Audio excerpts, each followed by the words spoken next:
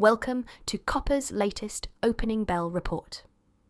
Today, the road to $150,000 for Bitcoin seems inevitable. But is the journey to new heights only part of the story? For years, Bitcoin's rallies have been defined by wild volatility, leverage-fueled retail trading, and euphoric headlines. But this time, things feel different. With smarter capital leading the way and much of the frenzied retail leverage now out of the market, are we seeing the beginning of a quieter, steadier, and healthier crypto cycle? Or are we underestimating how far this run can truly go? Across a range of metrics, Bitcoin appears primed for another leg up. Despite headlines about new all-time highs, the king of crypto isn't behaving unusually. One driver? Bond market stress. Declining confidence in sound fiscal policy could be pushing capital into Bitcoin, but that's just part of the story. Recently, Ethereum has even outperformed Bitcoin in this rally, adding weight to the broader narrative for blockchain infrastructure adoption. But now that retail mania has faded, can we really expect the same explosive upside as past cycles? Or do the numbers suggest something steadier yet just as powerful? A February simulation study from our team indicated that the market could potentially overheat between $140,000 and $200,000 this year. That assessment still holds, backed by new data. Revisiting the RSI, or Relative Strength Index, analysis, traditionally, when RSI reaches overbought levels, it signals it's time to take profits.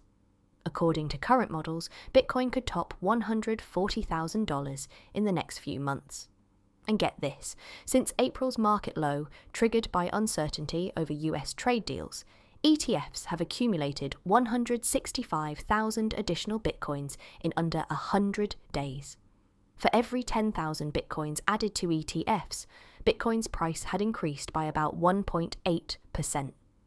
These inflows suggest Bitcoin could breach $140,000 in September and potentially surge to $150,000 by early October.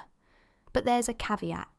Derivatives data shows sell pressure building at $150,000. If markets absorb resistance at $125,000 and $130,000, a sharp rally to $150,000 looks increasingly possible. What about market overheating? Well, corrections are happening, but mostly along the usual trend lines, shaped now by big-picture macro trends rather than sudden retail hysteria. A key metric here is the market value to realized value Z-score, or MVRV Z-score. It compares the market price to aggregate realized value, flagging periods of macro over or undervaluation. This cycle, the Z-score hasn't spiked like it did before. Instead, it's printing new highs, but below previous euphoric peaks. If the current trend continues, the Z-score could reach 3.8, putting Bitcoin's price near $149,000, lining up with projections from ETF inflow data. Some say this is too conservative. Others project $200,000 to $500,000 this cycle.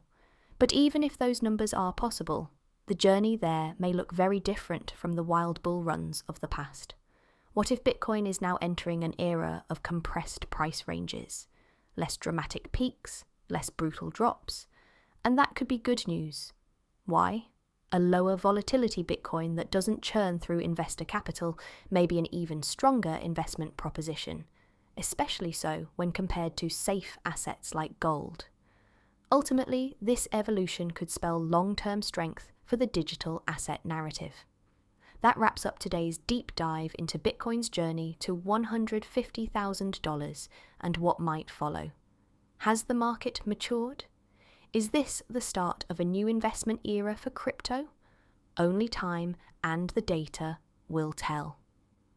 Thanks for tuning in to Copper's Opening Bell. For more detailed information, don't forget to download our full report.